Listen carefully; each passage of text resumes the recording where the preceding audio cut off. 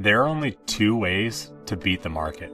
Almost every investor is using only one of them, usually without realizing that they're doing it. And the other one usually gets overlooked. So let's demystify both.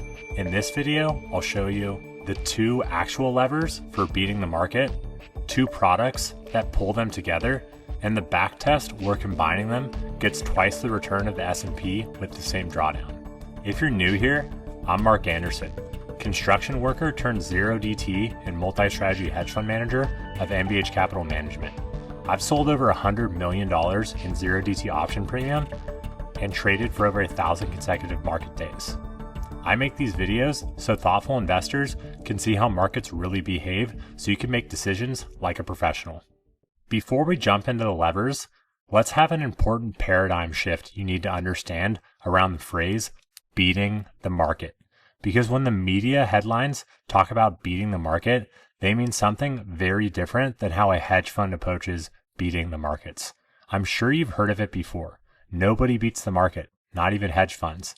But what they don't realize is that most hedge funds aren't trying to beat the market. They're focused on doing something completely different. They're trying to eliminate the market risk or beta. Look at it this way. With the hedge fund approach, when the S&P is up 20% and the hedge fund is up 10, when the S&P is down 20% and the fund's still up 10, that's the whole point. Beating the index isn't the goal. Consistency is. So let's stop confusing these things. They are exactly two ways to beat the market, and they answer two very different questions. Lever 1, add leverage.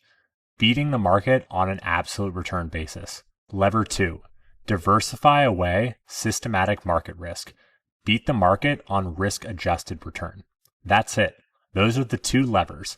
Everything else, private equity, factor investing, hedge funds, Bitcoin, Tesla stock, shitcoins. Let me walk you through each one. Lever 1, just adding leverage.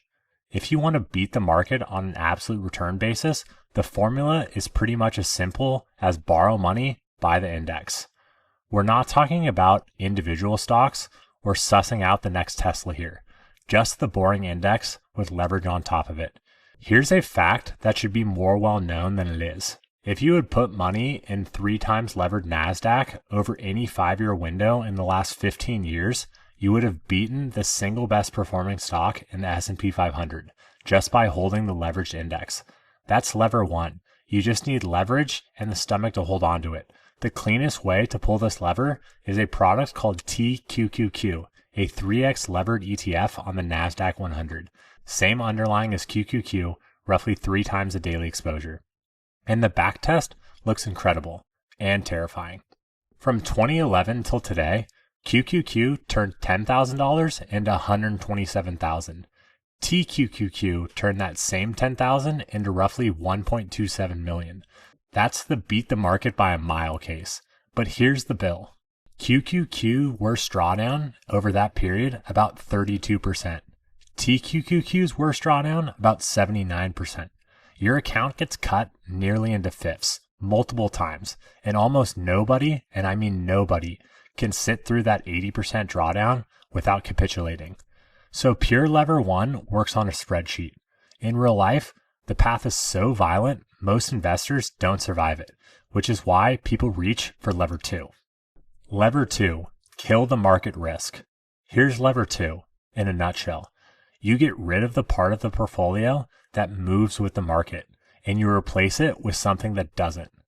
That's diversifying away systematic market risk or beta. You drop the volatility and stop riding the S&P up and down like everyone else. Then you keep the return. Bonds don't beat the market. Gold doesn't beat the market. Commodities don't beat the market. But they don't have to. Their job isn't to win. Their job is to be a ballast on the other end of the seesaw so the whole thing doesn't tip over when stocks sell off.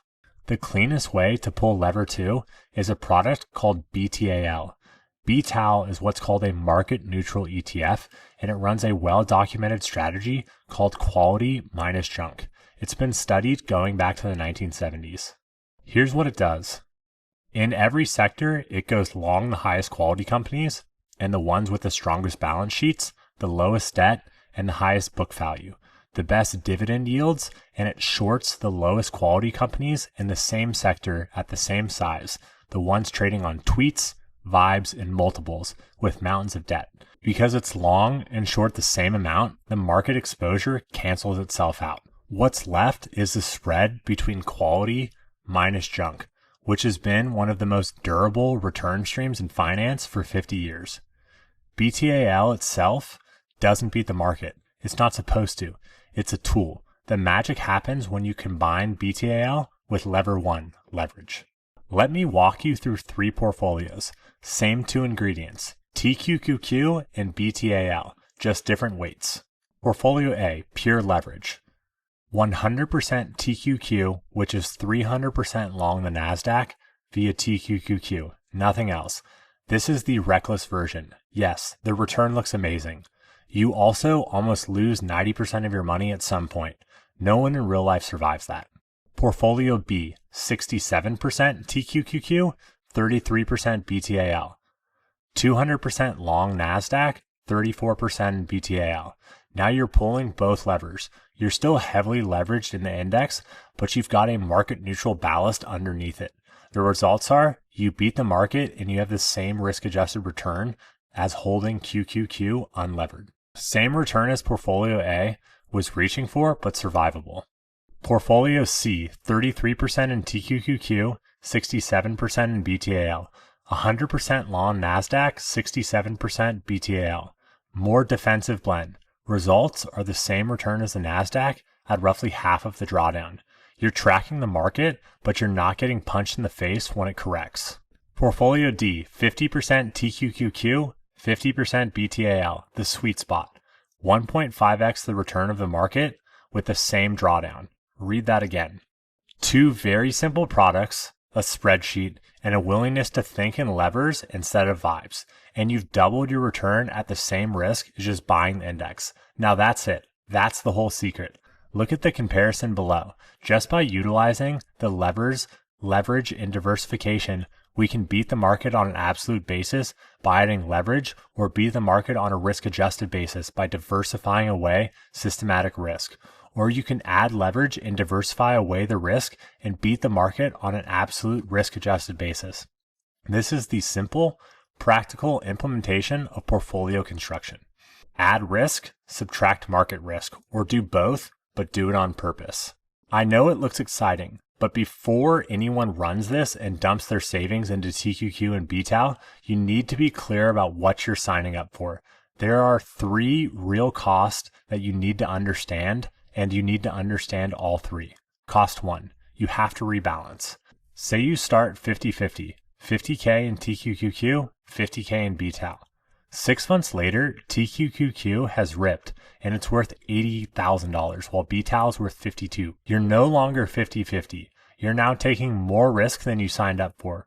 Rebalancing just means selling some of the winner and buying some of the laggard back to get to your target. Quarterly is fine. It feels counterintuitive. You're literally selling your best performer, but it's the mechanic that forces you to buy low and sell high without having to guess.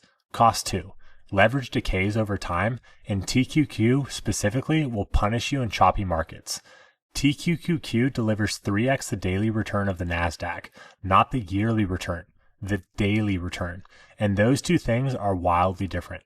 Quick example, imagine the NASDAQ goes up 10% one day and then down 10% the next. You think you'd be flat. You're not. You're actually down 1%. That's just how the percentages work. Now do that with 3x leverage, up 30%, then down 30%.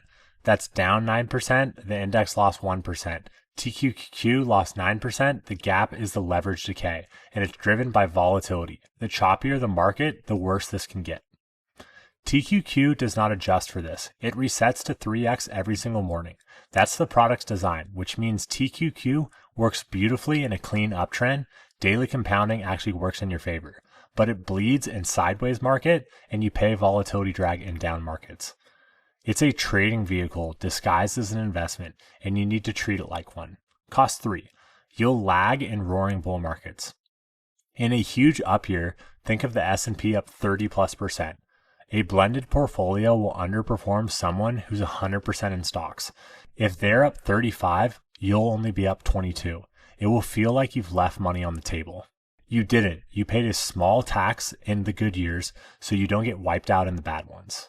It's insurance. The premium feels annoying right up until the moment you actually need it. In 2022, when the S&P and bonds both dropped double digits in the same year, investors with real diversification barely flinched.